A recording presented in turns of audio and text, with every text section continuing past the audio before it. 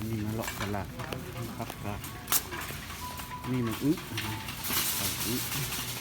นี่ขายขิงนี่ผักกาดหัวขาวนี่หัวแครอทนี่หัวผักกระเทียมนี่นี่มาจากสาลี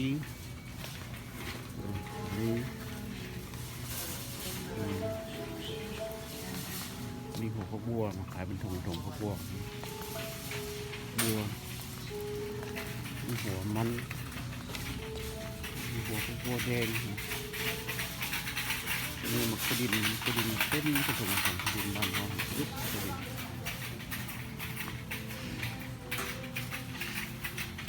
หัวฟักกระดำลำคอเป็นห่อให้ครับลำ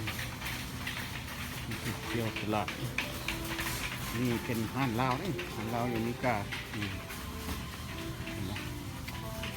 นี่ข้าวจีขนมก้อนน